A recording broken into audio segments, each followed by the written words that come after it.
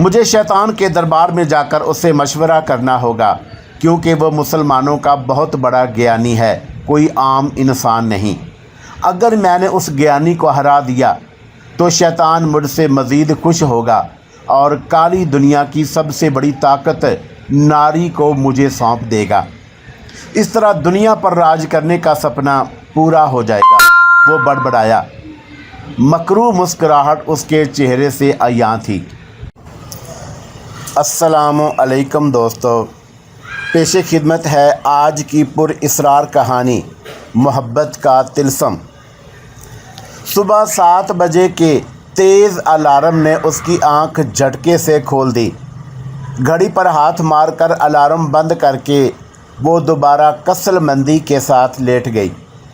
ابھی اسے لیٹے چند ہی لمحے گزرے ہوں گے کہ اچانک گلاب کے پھولوں کی تیز خوشبو اس کے ناک سے ٹکرائی۔ اس نے جلدی سے اٹھ کر ادھر ادھر دیکھا تو سائیڈ ٹیبل پر گلاب کے پھول دھرے تھے۔ 1 منٹ کے لیے وہ سوچ میں پڑ گئی کہ پھول کہاں سے آئے۔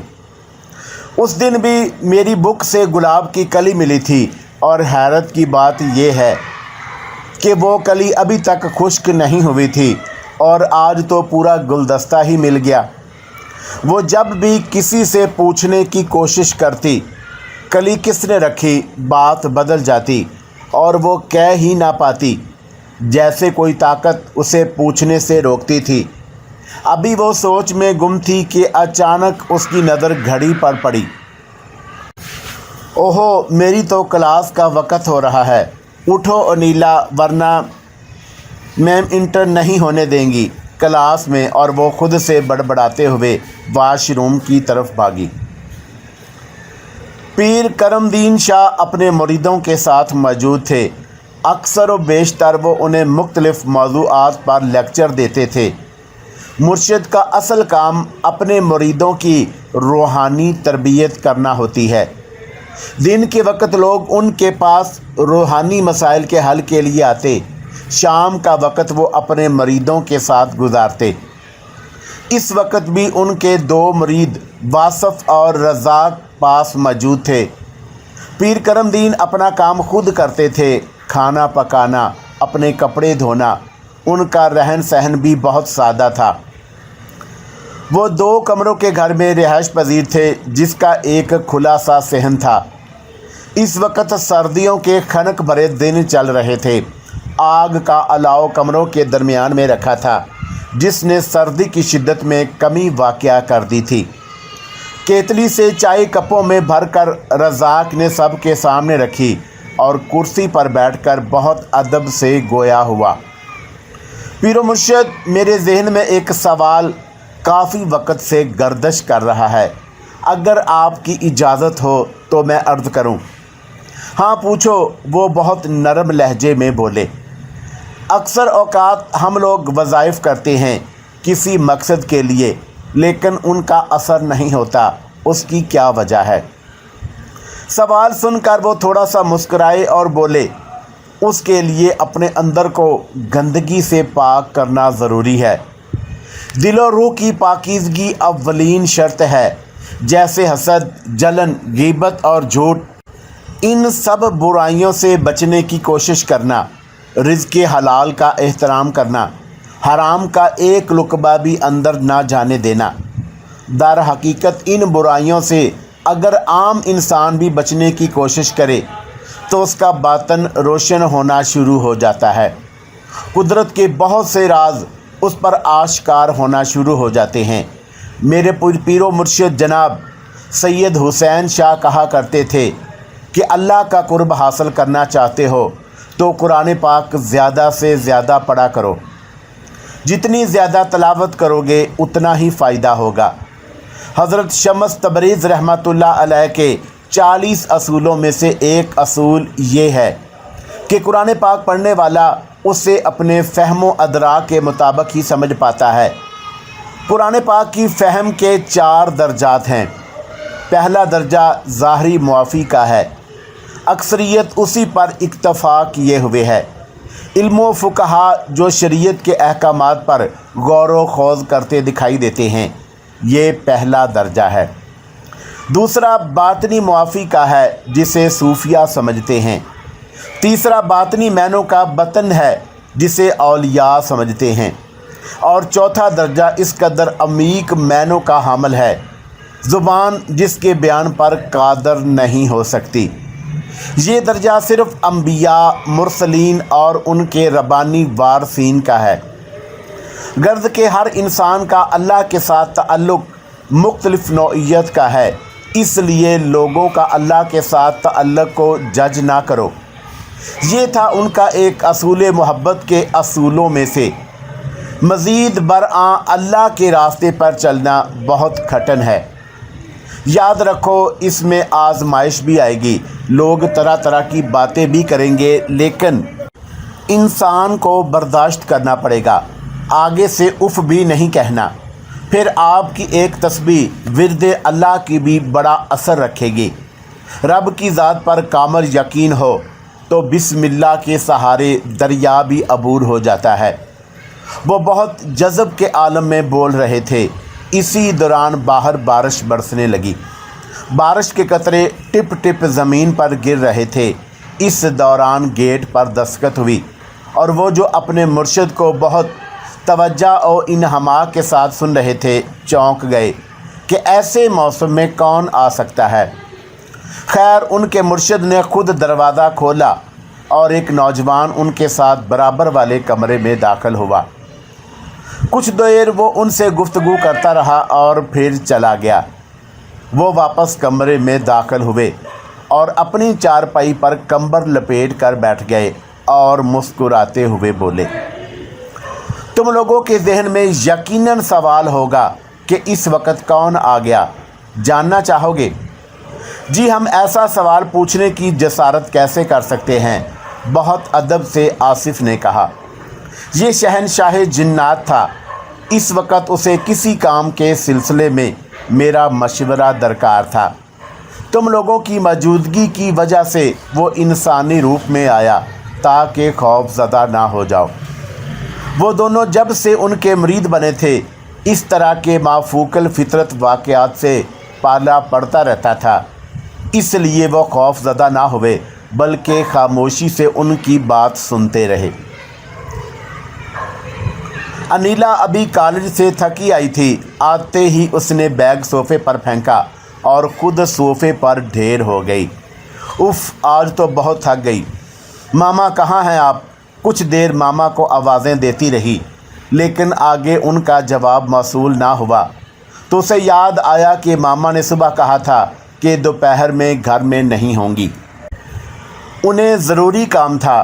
ठंडी आह भर कर वो उठी और किचन में कुछ खाने के लिए गई।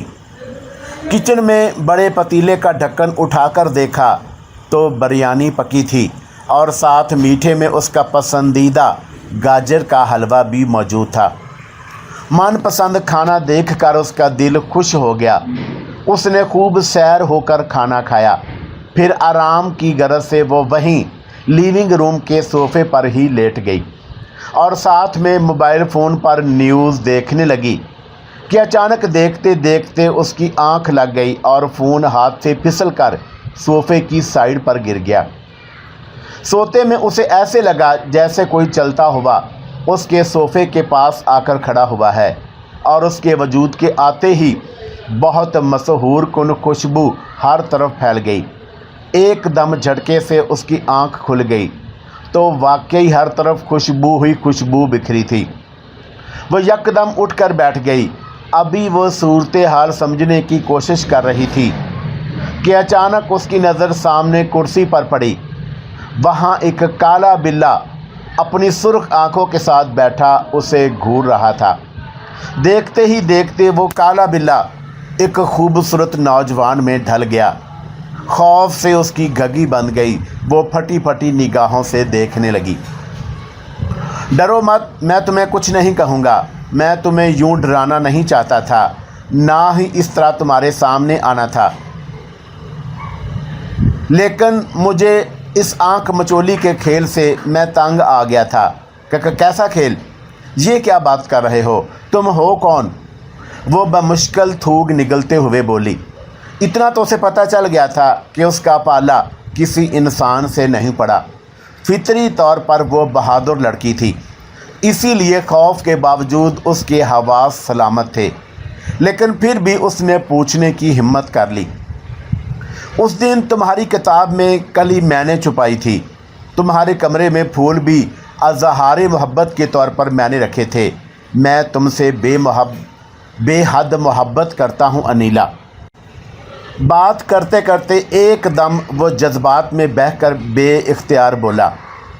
अनीला को यकीन नहीं आ रहा था कि कोई मावराई मखलूक उसके सामने खड़ी अज़हारे मोहब्बत कर रही है। कहीं मैं ख्वाब तो नहीं देख रही, उसने दिल ही दिल में खुद से कहा। वो जो उसका जहन पढ़ रहा था बोला, ये ख्वाब नहीं हकीकत है, और मैं एक जिन्नज़ादा हूँ। मेरा नाम तागोश है। मेरा ताल्लुक़ जिन्नात की सबसे ख़तरनाक किस्म इफ़रियत से है। लेकिन तुम मुझसे डरना मत, मैं तुम्हें कोई नुकसान नहीं पहुँचाऊँगा, बल्कि तुम्हारी हिफाजत करूँगा। फिर उसने एक अंगूठी अनीला को दी और कहा, जब भी तुम इस अंगूठी को देखकर मुझे याद करोगी मैं आ जाऊँगा। अब मैं चलता हूँ। ये कहते ही वह हवा में गायब हो गया। वो अंगूठी पकड़े वहीं हरियाणों परेशान खड़ी रह गई। आधी रात का वक़्त था, हर सू हू का आलम था। वो रात के इस पहर खेतों को पानी लगा रहा था। उसके खेतों के साथ ही एक कब्रिस्तान था। वो पानी लगाते लगाते बिल्कुल कब्रिस्तान के पास पहुंच गया। उसके एक हाथ में डंडा था जो सांप वगैरह से निपटने के लिए इस्तेमाल होता था। इस वक्त टॉयलेट आम नहीं होते थे। लोग रफ़ा हाजत के लिए बाहर खेतों में जाया करते थे। वहाँ खेतों के साथ मुल्हका कब्रिस्तान में उसे किसी की मौजूदगी का एहसास हुआ तो वो झाड़ियों को डंडे की मदद से पीछे करते हुए कब्रिस्तान के अंदर दाखिल हो गया कि उसने देखा वहाँ एक औरत अपने इर्द गिर्द हिसार कायम करके एक टांग पर खड़ी चिल्ला काट रही थी। उसने काले रंग की घाघर चोली ज़ेबे तन की थी, खुले बेतरतीब बाल और माथे पर बड़ा सा काला संदूर लगा हुआ था। उसको देखकर लगता था कि उसे नहाए हुए काफ़ी अरसा गुजर गया। हुलिये से वो कोई हिंदू औरत लग रही थी। करमू ने जब उस काले जादू का अमल उसे करते हुए देखा तो उसका गुस्सा एकदम ऊद कर आया और उसने आओ देखा ना ताओ और फ़ौरन उसे उसके बालों से पकड़ा और हिसार से बाहर निकाल दिया। वो एकदम चीखने चिल्लाने लगी, कौन हो तुम? ये तुमने क्या कर दिया? तुमने मेरी सारी मेहनत अकारत कर दी। वो चीखते हुए बोली, तुम्हें शर्म नहीं आती जादू करते हुए? जादू तो तुम्हारे धर्म में भी हराम है, फिर भी तुम ऐसे कभी अमल में मुब्तला हो। उसने गुस्से से कहा। इससे पहले कि वो कोई जवाब देती अचानक उसकी आंखें बाहर उबलने लगी। यूं गुमान हो रहा था जैसे कोई उसका गला दबा रहा हो। करमू ने फ़ौरन उसके बाल छोड़े। कोई गैर मर्री कुव्वत उसका गला घूंट रही थी। कुछ देर तड़पने के बाद वो मर गई। उसे याद आया कि अगर चिल्ले के दौरान चिल्ला काटने वाला डर कर भाग जाए या हिसार से बाहर निकल आए तो शैतानी ताकतें उसे मार देती हैं, या अगर वो किसी जिन को काबू करने की कोशिश कर रहा हो तो वो जिन्नात भी मार देते हैं। बहुत कम लोग ही बच पाते हैं। ये मैंने क्या कर दिया? मेरी वजह से मर गई। क्या पता मैं इस्लाम की दावत देता तो ईमान ले आती। उसने पेशमानी से सोचा और फिर दिल ही दिल में दुआ करने लगा, ऐ मेरे रब, मैं नहीं जानता मैंने ठीक किया या गलत। तू मुझे मेरे गुनाहों के लिए मुआफ़ फरमा, आमीन। सदक दिल से दुआ करने के बाद वो घर की जानब चल दिया। उस दिन के वाक़े के बाद अनीला को तो यकीन ही नहीं आता था कि कोई जिन भी उसकी मोहब्बत में गिरफ़्तार हो सकता था। अगरचे कि वो गैर मामूली हसीन लड़की नहीं थी, लेकिन वो तीखे नैन नक्श की हामिल एक खुश शक्ल लड़की ज़रूर थी। उस दिन के बाद कुछ दिन तो खामोशी रही, फिर आहिस्ता आहिस्ता वो रोज़ उससे मिलने आने लगा। शुरू में तो वो उससे डरती थी, फिर उसका डर आहिस्ता आहिस्ता ख़त्म होना शुरू हो गया। अक्सर औक़ात वो उसे बहुत नायाब पत्थर तोहफ़े में देता। ऐसे ही एक दिन वो उसे मिलने आया। جب وہ اس سے ملنے آتا ہر طرف مسحور کن خوشبو پھیل جاتی۔ وہ ایک بے حد خوبصورت نوجوان کی شکل میں آتا تھا۔ تم نے آج تک یہ نہیں بتایا کہ تم مجھ پر عاشق کیسے ہوئے؟ انیلا نے پوچھا۔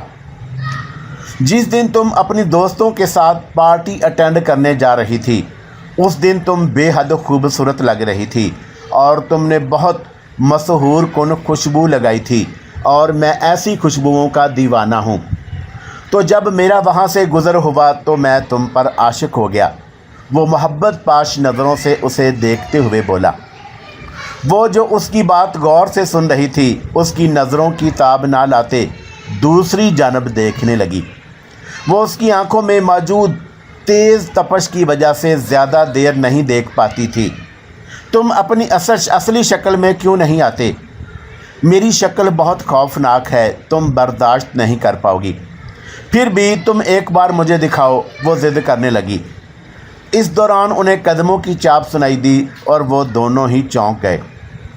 تمہاری امی آ رہی ہیں، یہ کہتے ہی وہ بلے کے روپ میں جھٹ سے کھڑکی سے باہر کود کر نظروں سے اوجھل ہو گیا۔ اتنی دیر میں انیلا کے کمرے کا دروازہ چرر کی آواز کے ساتھ کھلا اور اس کی امی اندر آ گئیں۔ انیلا، یہ تم کس سے باتیں کر رہی تھی؟ وہ کھوجتی ہوئی نگاہوں سے اسے دیکھتے ہوئے بولی۔ میں بس دوست سے بات کر رہی تھی، وہ خود پر قابو پاتے ہوئے بولی۔ یہ آج کل تم کچھ زیادہ ہی دوستوں سے باتیں نہیں کرنے لگی؟ نہیں امی، وہ بس پڑھائی کے سلسلے میں بات ہوتی ہے، ایگزام قریب آ رہے ہیں، بس اس توجہ سے۔ وہ پرسوچ نگاہوں سے کچھ دیر اسے دیکھتی رہی، پھر کھانے کے لیے آنے کا کہہ کر خود کمرے سے باہر نکل گئیں۔ پیر سید حسین اپنے حجرے میں آرام فرما رہے تھے کہ موان سے ملنے چلا آیا۔ وہ کچھ پریشان دکھائی دے رہا تھا۔ وہ اس کی طرف دیکھ کر مسکرائے اور بولے، میں جانتا ہوں تم کیوں آئے ہو۔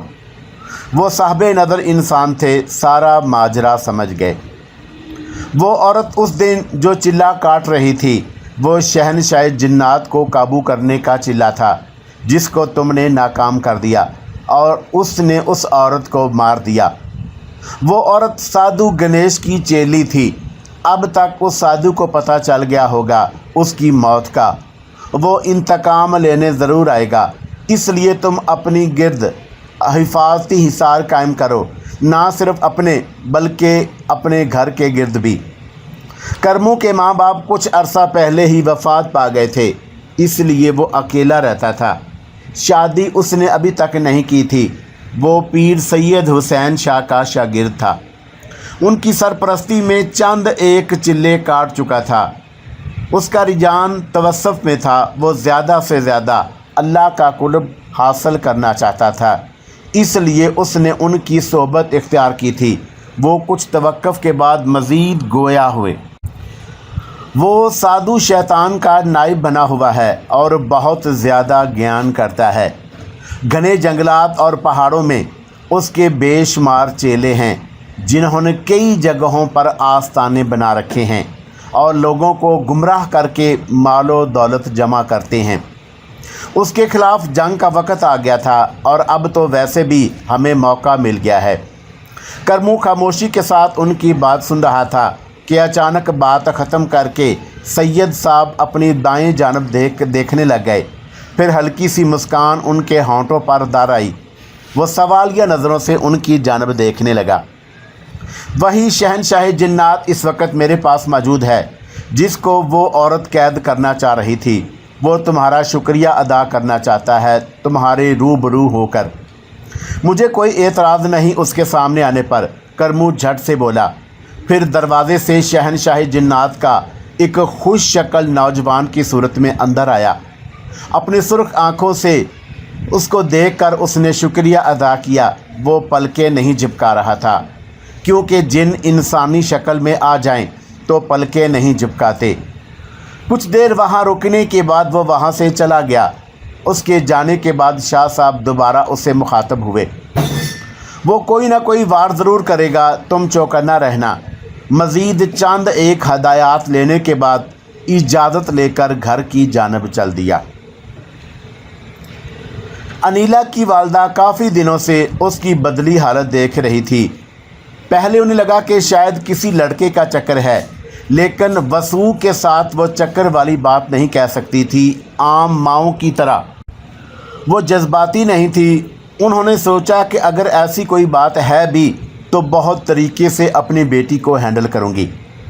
کچھ دنوں سے انہوں نے اس پر کڑی نگاہ رکھی، اس طرح کہ انیلا کو شک نہ ہو، لیکن ان کا اندازہ اس وقت غلط نکلا جب انہوں نے 3-4 بار اسے ہوا سے باتیں کرتے دیکھا۔